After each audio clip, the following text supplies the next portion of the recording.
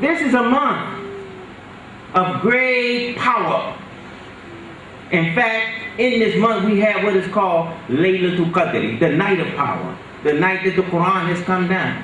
God is showing us, brothers and sisters, that the power of His word, which is Quran, that's what it is. The Quran is the kalam of Allah. It is the word of God.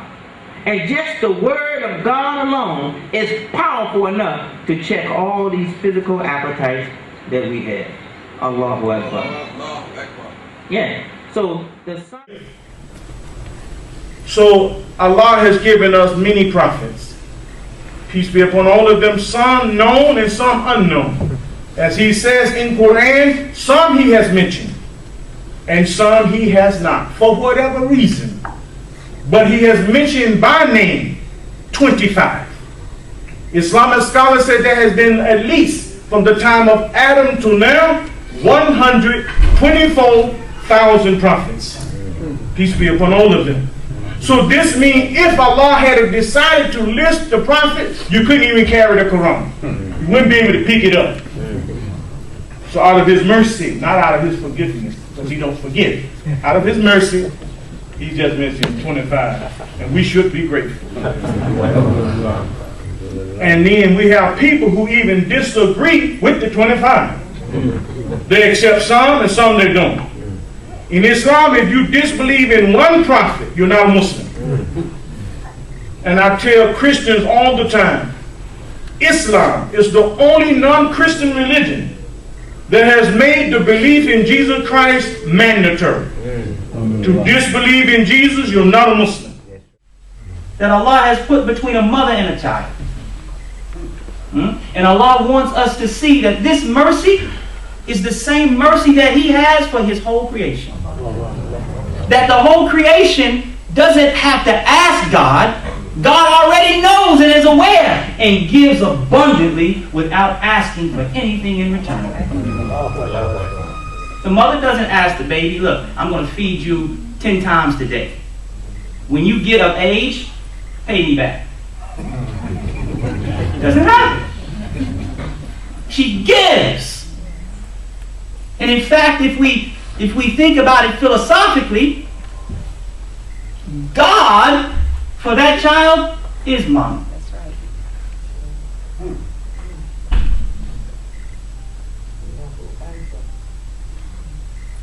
So the baby comes out with this innate hunger, this innate desire, this innate appetite. And Allah gives the soft milk in the mother's breast for the baby, and she brings the baby up, and the baby's looking up at mama, and the feeling of warmth, skin to skin, is the mercy of God.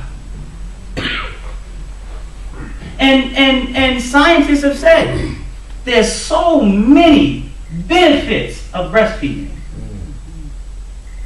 And this is not a debate. Is it better? Is it what? Allah mentions it in the Quran. Breastfeeding. And the mercy of God is that there's so many health benefits.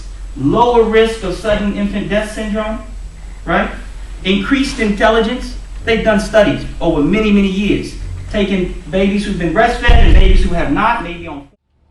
You know, boundary rationality? Put it in language of Imam W.D. Muhammad first. His translation.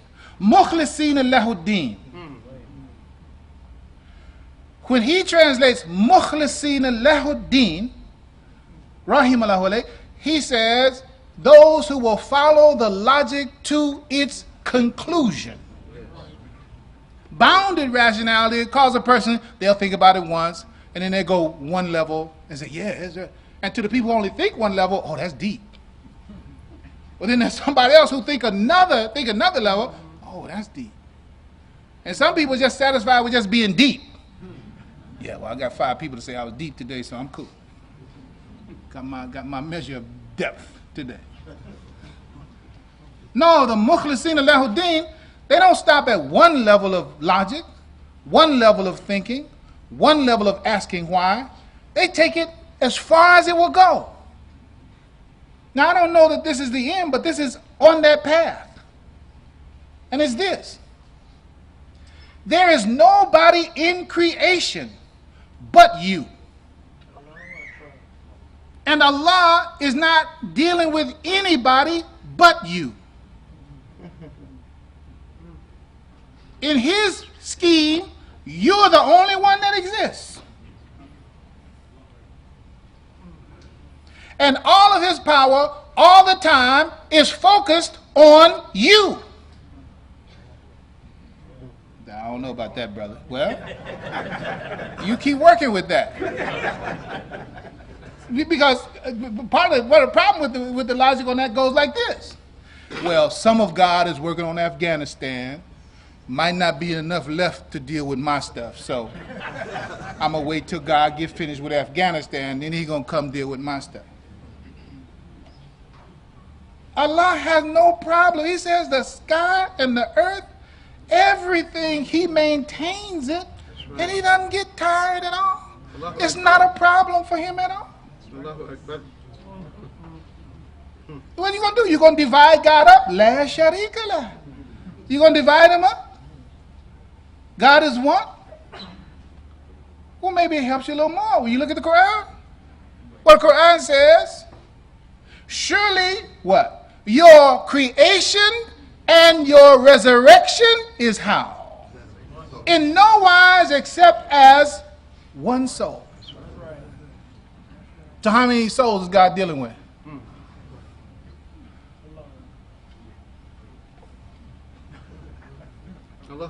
So when you're confronted with a difficulty, why are you afraid?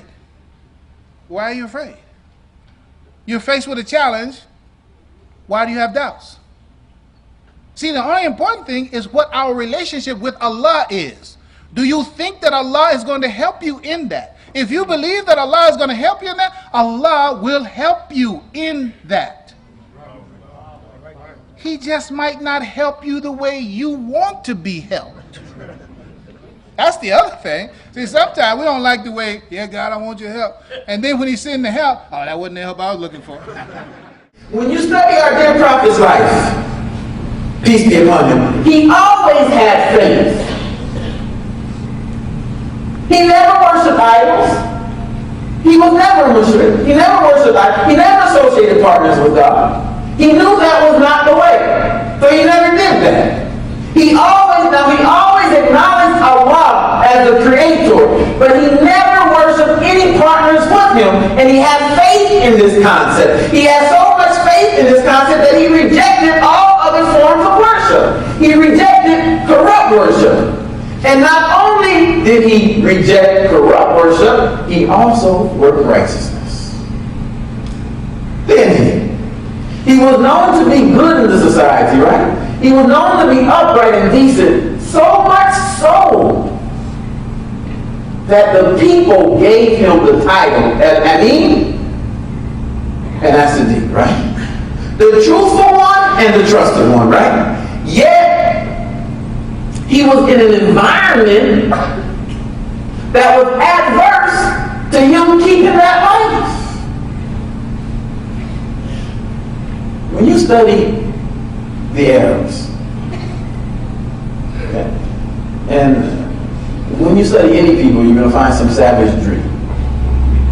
And you're going to find some savage behavior. All I got to go is go to certain neighborhoods, and you have people acting worse than the Arabs did. So this is not it's not a racial thing. This is historical commentary. When you study the nature of the Arabs at the time of the advent of Prophet Muhammad sallallahu alaihi wasallam, they were steeped in idolatry. Approved of the mind of Muhammad. God approved of the soul of Muhammad. God approved of the spirit of Muhammad. God approved of the nature of Muhammad, and said that this man that's in this physical body has a healthy spirit, has a healthy soul, has a healthy mind, and it fits within the framework of what I created, and it didn't deviate from what I created. So I am going to